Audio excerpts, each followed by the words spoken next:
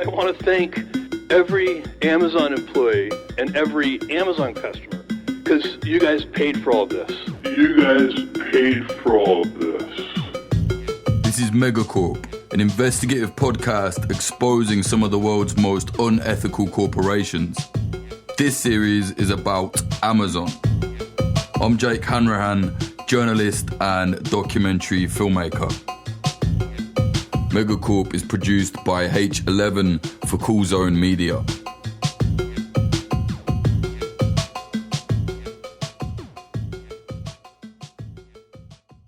As we heard in the previous episode, Amazon workers are under a lot of pressure. They're overworked, they're constantly monitored, and they don't have job security. To combat this, Amazon workers across the world have begun to organize. Many of them want a union. If they were unionized, it would give the workers more power to negotiate better working conditions, job security, and increased wages. Now, if you're unfamiliar with what a union is, I don't blame you. These days, workers' unions are far less common than they used to be, although they do seem to be making a sort of comeback in recent years. Anyway, let me explain briefly what they are. In short, unions are groups of workers that come together in a bid to get a better deal at their place of work. They're not against working, they're not being lazy, they just want a fairer time at their jobs. Where unions are active, the workers have somewhere outside of the company they're employed by to help sort out any issues and to build a better work community.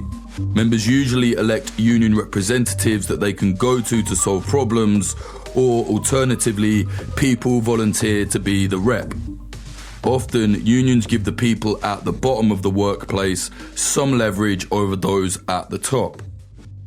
If you listen to the previous episode, you can probably imagine why Amazon workers have been pushing to unionize in many different places. It'll also probably be no surprise that Amazon is trying desperately to stop the unions. When a company actively tries to disrupt union organizing, it's often referred to as union busting. This is something Amazon knows all about.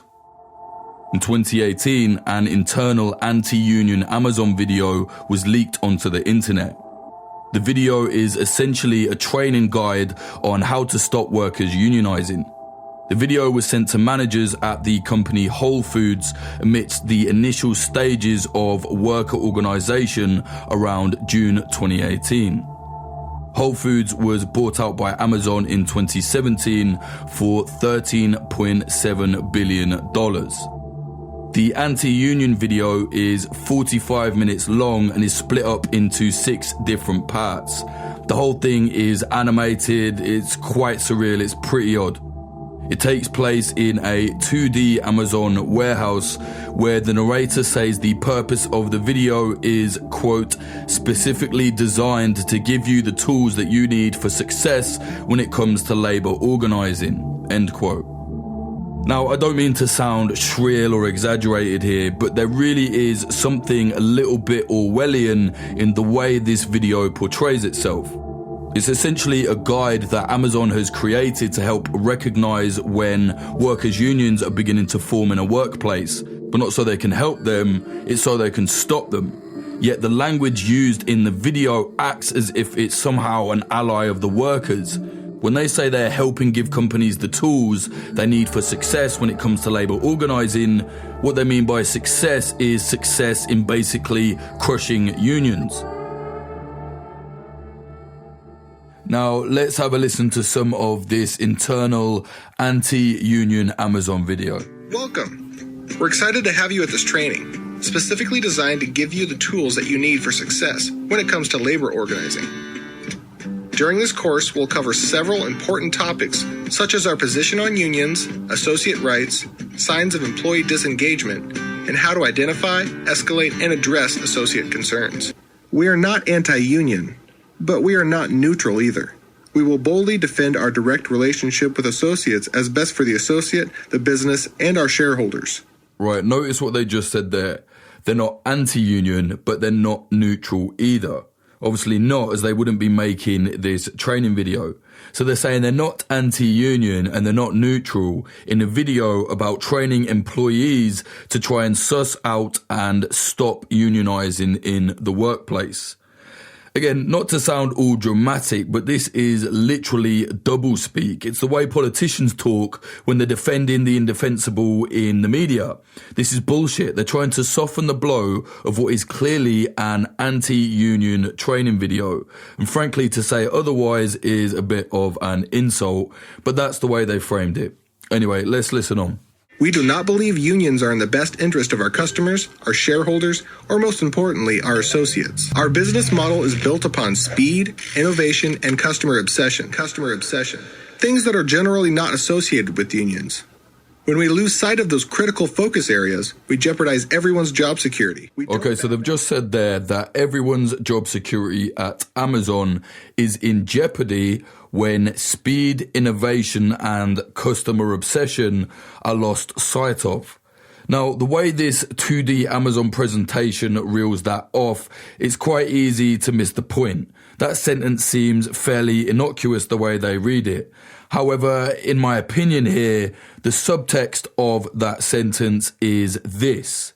If a union gains power within the workplace and they prioritize anything other than speed, innovation, and customer obsession, people might get fired. They don't want unions focusing on anything else like worker safety, improved conditions, and better wages. That would take time away from efficiency, and if that happens, people are going to get fired.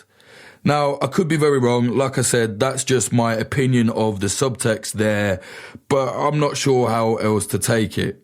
Remember as well, this was an internal video at Amazon, not meant to see the light of day in the public.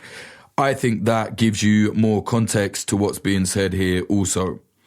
Anyway, let's hear more.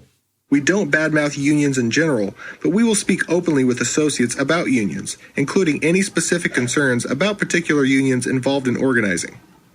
And we share our preference for a direct working relationship frequently and boldly, even when no organizing activity has occurred. You will learn about the warning signs most commonly associated with early union organizing, as well as other warning signs that could indicate associate disengagement, vulnerability to organizing, or early organizing activity.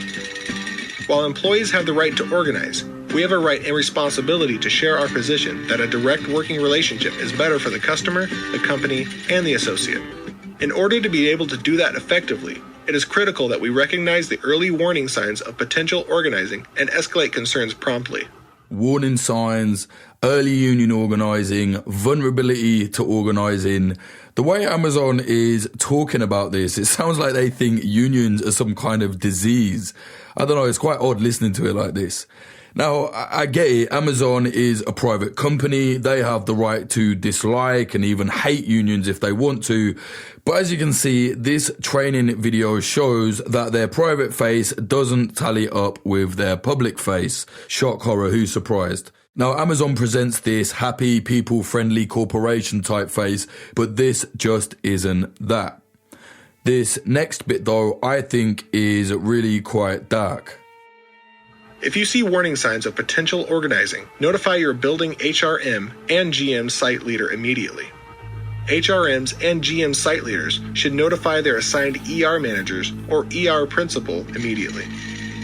The most obvious signs would include use of words associated with unions or union-led movements like living wage or steward, petitions or other concerted activity such as an associate purporting to speak on behalf of his or her coworkers when raising concerns, union graffiti, union t-shirts, hats, jackets, or other clothing, union flyers, and union visitors in or near the parking lot.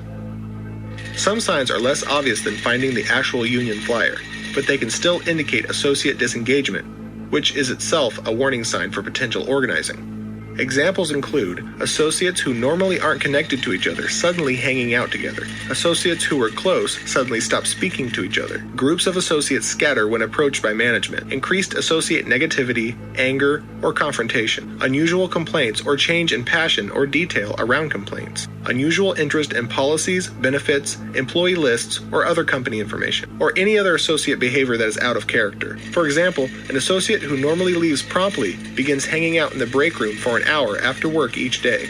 In order to recognize warning signs, it is critical that you know what an associate's normal behavior looks like. Often, it is the change in behavior that is the warning sign, more than the actual behavior itself. Now, if that doesn't sound authoritarian, I don't know what does. They're training and encouraging workers to literally spy on each other. They suggest monitoring their behavior, their clothes, and even what words they use to try and work out if they're involved in union organizing or not. And they say they're not anti-union. At the end there, it goes as far as to suggest that managers second guess the motivations of the workers by watching to see if anything changes in their behavior, even if they've not said anything regarding unionizing. In order to recognize warning signs, it is critical that you know what an associate's normal behavior looks like. Often, it is the change in behavior that is the warning sign, more than the actual behavior itself. They then say that workers must inform on each other if they spot any of this behavior. It all sounds a little bit too much like the Stasi to me. And remember, this is just a company. This is not a government. This is not a police force. Seems a little bit over the top. Something else I noticed only just at the end there is that in the video of this Amazon presentation, you know, I said it was 2D animated. The guy that is giving all this information to the viewer, which would be the members of the team that Amazon is trying to train to effectively union bust, the character is actually a worker on the warehouse floor in the Amazon warehouse. Maybe that was intentional, maybe not, I don't know. It seems pretty fucked up to me. He's even wearing a little high-vis jacket. There are conveyor belts everywhere. It's an Amazon worker telling the managers how to stop him from organizing. Madness. To get a better understanding of where the Amazon unions are at right now, and also to hear about the Amazon union busting tactics, I spoke to journalist Dave Jameson. He is a labour reporter for HuffPost. Back in the day, there was a labour reporter on pretty much every newspaper, every outlet. Nowadays, it's more rare to see them, but it's a very important job, especially within journalism. It helps shine a light on bad practices, as the ones we've just heard of in regards to Amazon. Let's see what he had to say. Let's kind of begin with the unionizing efforts that Amazon workers have been involved in. Okay, so in the U.S., Amazon does not have unionized workers. Amazon deals with unions overseas in some places, like in Europe. But in the U.S., they've managed to keep unions out, and as a lot of companies manage to do these days. Our unionization rate in the U.S. is just 6% in the private sector. A lot of American workers these days could work their whole careers and never be in a union. We used to have much higher union density. Like after World War II, it was up into the 30 some odd percent. It's much lower now. And that's in part because employers have gotten, more aggressive, I think, over the years in terms of trying to beat back union drives. And so it was kind of no mystery that, Amazon wanted to keep unions out like any kind of big growing employer in the U.S. So it came as a bit of a surprise when this union, the retail, wholesale, and department store union, filed for a union election at a warehouse down in Alabama in this town called Bessemer, right outside of Birmingham, because there'd never been a union election at a major Amazon facility like this, with a unit that we call wall to wall, where like everybody inside there, pretty much outside of management, would be in the union if the union won. And so this was like a really big deal, not just for labor, but it had big implications for Amazon. They want to keep unions from getting any toehold inside their facilities, right? In the US, unions would have to unionize these facilities one by one. So it would still be a few thousand workers out of nearly 1 million in the US that would be covered by a union. But the fear for a company like Amazon is that this is going to spread, right? That if a union can break into one facility, that they're going to start popping up and winning elections at other facilities. So this became like really closely watched in the U.S. And it was kind of an unusual campaign because it was during the pandemic. So it was going to be a kind of long mail-in voting process where both the union and the company were going to be making their cases to workers. And so even though we knew that Amazon did not want unions, that they were going to try to keep unions out, this was kind of the first time really that Amazon was forced to kind of get its hands dirty in public while they tried to fight off a union drive. Right. Maybe you can give us an idea of the union busting efforts that Amazon has gone to. When you look at what Amazon did, I view it as simply a scaled up version of what your typical American employer will do. Amazon basically has bottomless resources, so they could throw tons of money at it. But what they did basically what any deep-pocketed company was going to do, which is you fight kind of this two-pronged war. One with your lawyers, right, where you bring in the best lawyers you can get, management side attorneys who are going to do whatever they can at the National Labor Relations Board to slow this process down, to throw up hurdles in front of the union. And that's what Amazon did. They hired Morgan Lewis. It's, the top or one of the top management side firms when you're dealing with the union. And the guy they had leading their litigation, his name's Harry Johnson. He used to be a Republican member of the National Labor Relations Board, which is like our Supreme Court for dealing with labor issues. So they really, they got lawyers from the top of the game. And, as you're doing that, you also, as a company, you often want to run this sort of ground game inside your workplace where you're trying to sow doubt about the union and sort of do everything you can, legal or sometimes not legal, to encourage a no vote. And so what Amazon did is they went out and hired union avoidance consultants who came in, and companies have to disclose this stuff to the government when they do it. And we know a little bit about what Amazon went out and did. It's going to be a while before we know more just because of the disclosure process.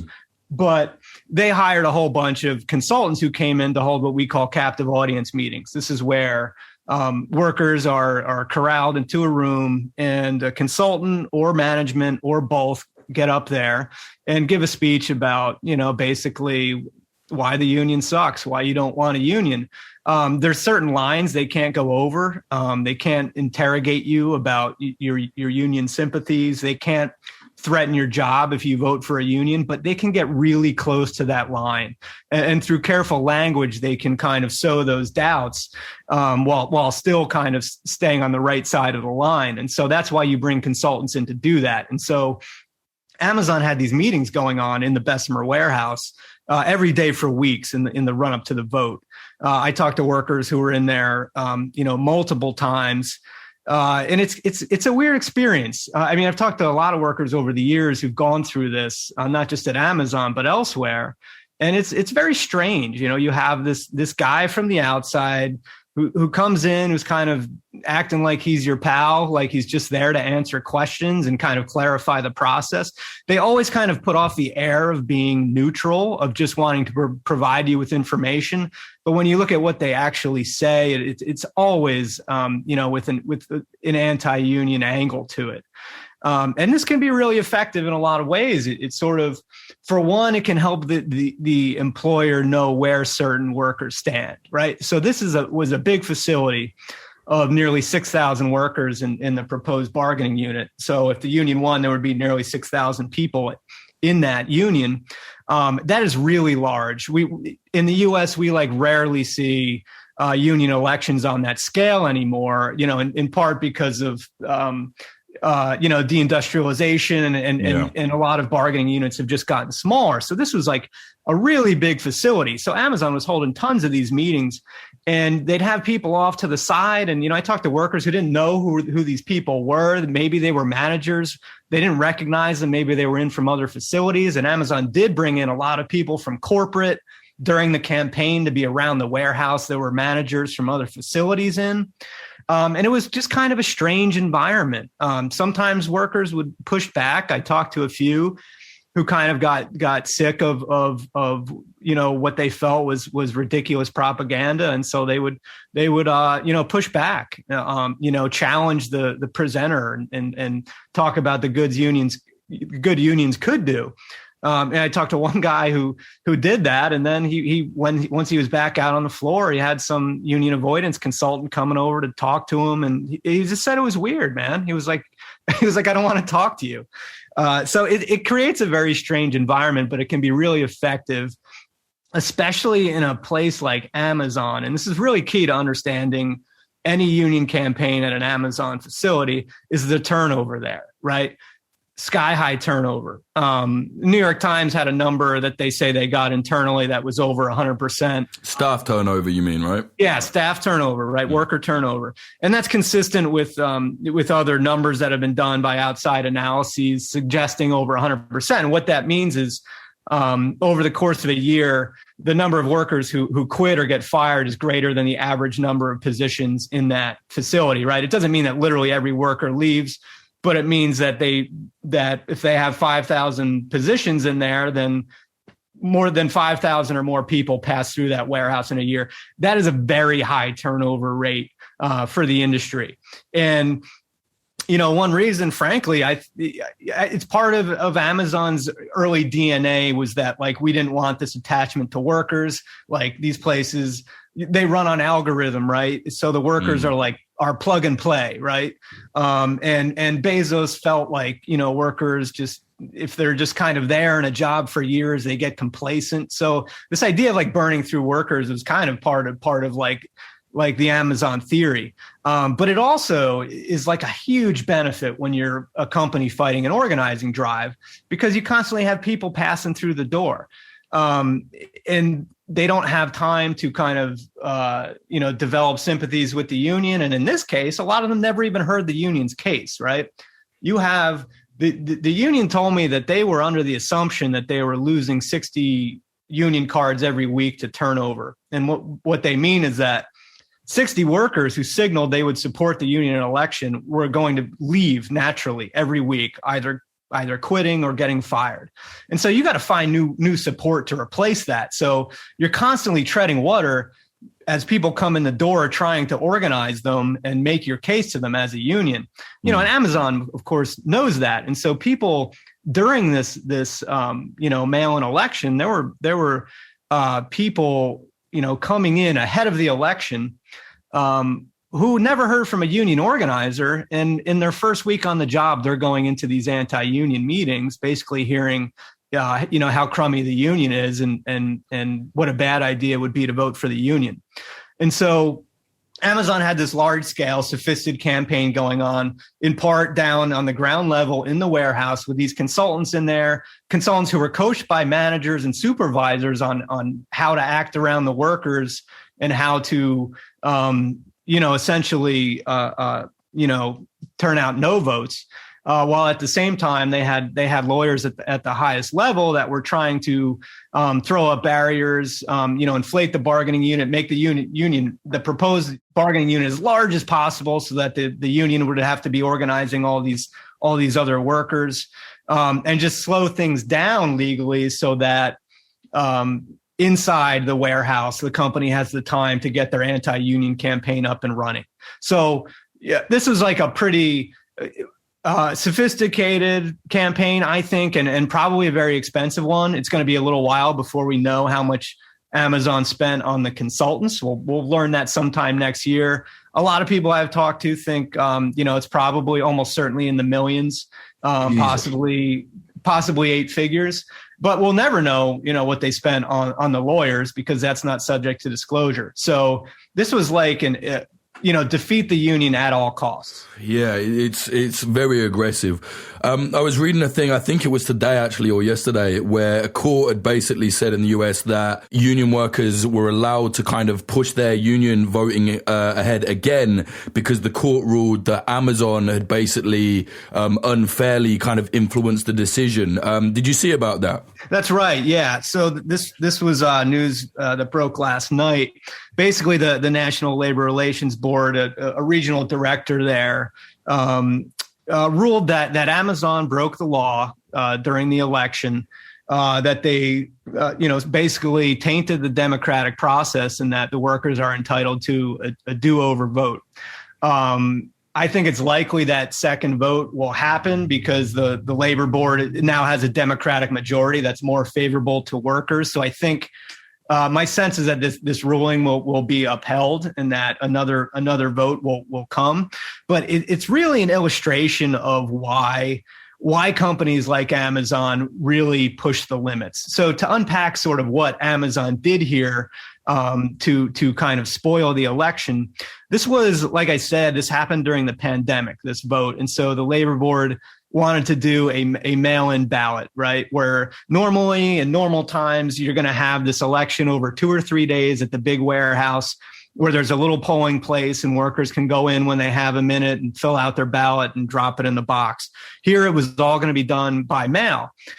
Amazon didn't like that. And I think the reason is because Amazon wanted this election to be conducted on their home turf, right? There's a lot of advantages to doing this at the work site, right? When a worker's going to have to go in and vote, they're going to walk by all their managers, they're going to be around all the propaganda. And there was propaganda all over the warehouse. All this sort of like subtle anti-union stuff. And even when you went to the bathroom, you were seeing these posters and flyers about, do you really want to be paying dues? So Amazon wanted to have that vote on the home field. They didn't get it. So what they did, they basically, arranged to have the U.S. Postal Service install a mailbox on the warehouse site right in the parking lot. And they surrounded this thing with their Amazon propaganda of, come here, have your voice heard.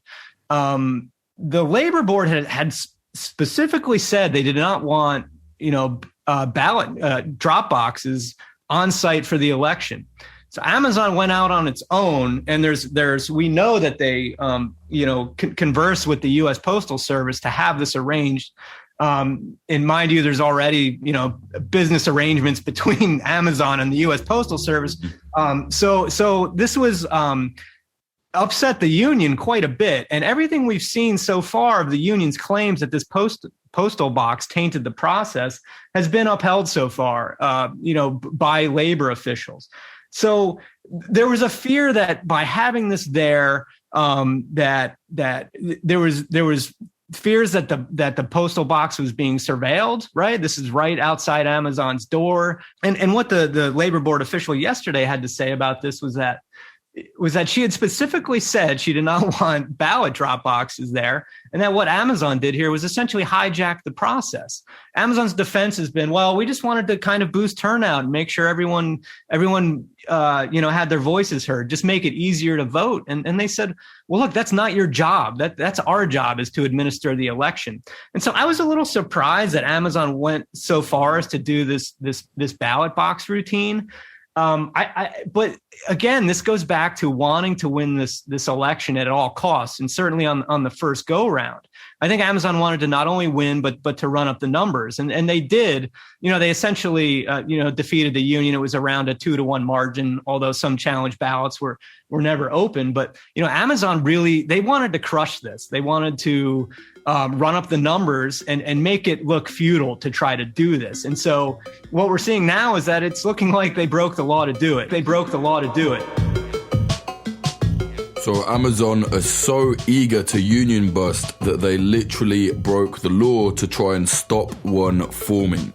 But remember, like they said in their internal training video, they're not anti-union. We are not anti-union. Now, the courts have ruled that the union Dave Jameson mentioned there are going to be given another chance at voting to properly unionize at Amazon. It's safe to say this is definitely not going anywhere, despite Amazon putting literally millions of dollars into trying to stop this. So let's see what happens. We'll keep you updated here at Megacorp.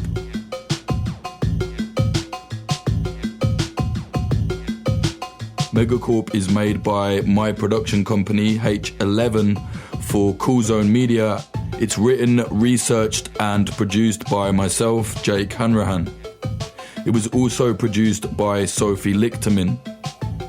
Music is by Sam Black, graphics by Adam Doyle, and sound engineering by Splicing Block. If you want to get in touch, follow me on social media at Jake_Hanrahan. That's Hanrahan.